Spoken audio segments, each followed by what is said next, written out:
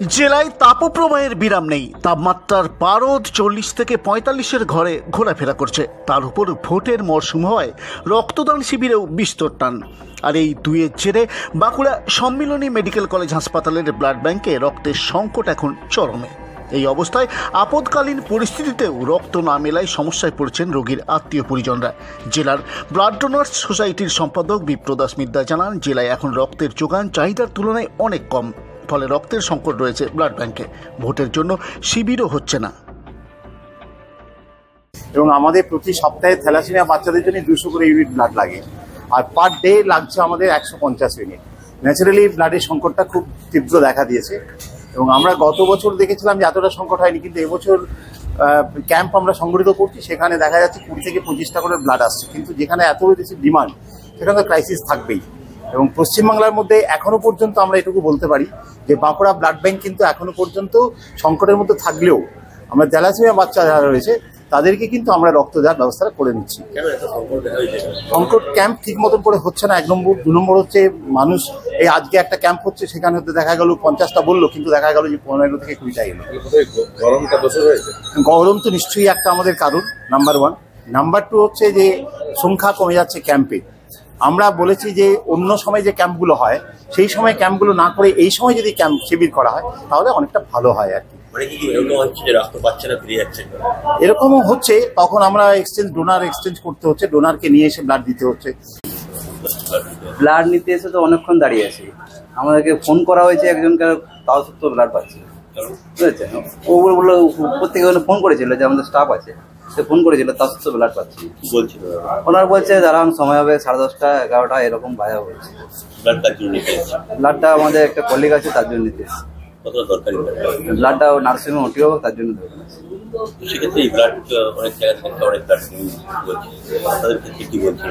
ওনারা বলছে দাঁড়ান, সময় লাগবে, ঠিক আছে। ব্লাড বুঝতে পারছি না কি আছে না আছে সেটা তো জানি না। ব্লাড দেওয়া আছে, তার সাথে কাগজ স্লিপ নিয়ে এসেছি, তার সাথে ব্লাড পাচ্ছি না।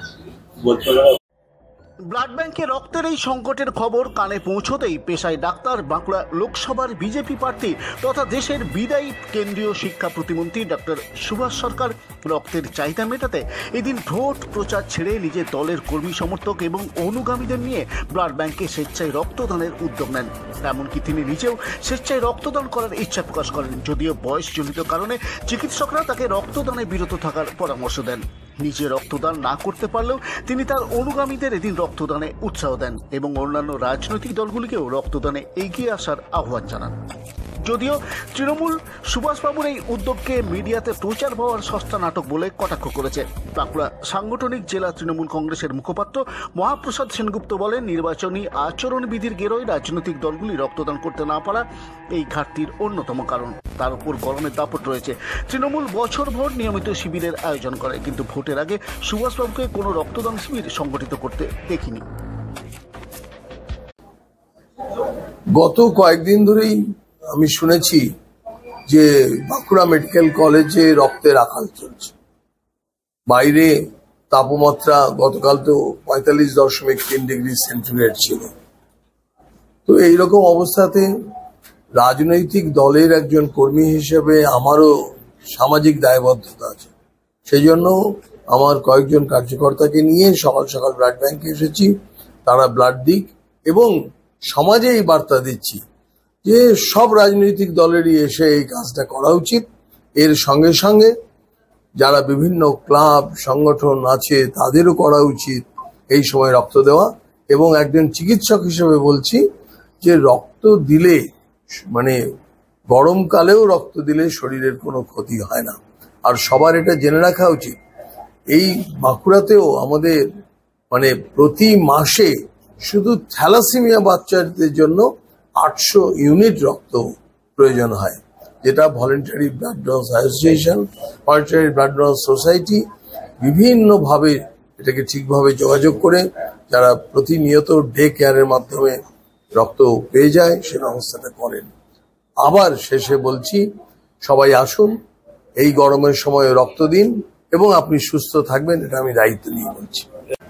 দেখুন, স্বভাবতই গ্রীষ্মকালে একটু ব্লাড ডোনেশন ক্যাম্প কম হয়, প্লাস এখন ইলেকশনের এমসিসি কোড চলছে আর কি, যার জন্য কোনো রাজনৈতিক দল রাজনৈতিক সংগঠন এই সময় কোনো ব্লাড ডোনেশন ক্যাম্প ডাইরেক্ট করতে পারে না। নাহলে তো আমরা দেখেছেন আমাদের দল এবং আমাদের দলের বিভিন্ন যে সংগঠন, যুব সংগঠন, ছাত্র সংগঠন, মহিলা সংগঠন, সারা বছর ধরে আমরা কিন্তু এই রক্তদান কর্মসূচি আমরা কিন্তু সারা বছর ধরে করি।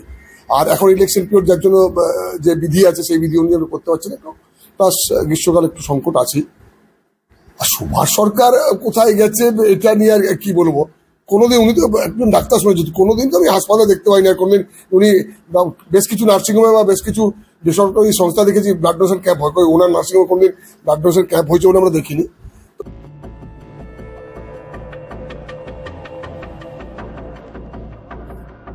ব্লাড ব্যাংকে রক্তের ঘাটতি নিয়ে রাজনৈতিক চাপানুতোর ছাপিয়ে এখন রাজনৈতিক সংগঠন ব্যতীত জেলার অন্যান্য বিভিন্ন ক্লাব, গণসংগঠন এবং যুব সমাজ রাজনৈতিক পরিচয় হটিয়ে সমাজসেবী হিসেবে রক্তদানে এগিয়ে এলে তবেই এই সংকট মিলবে তা বলাই বাহুল্য। Bureau report, Bankura 24x7।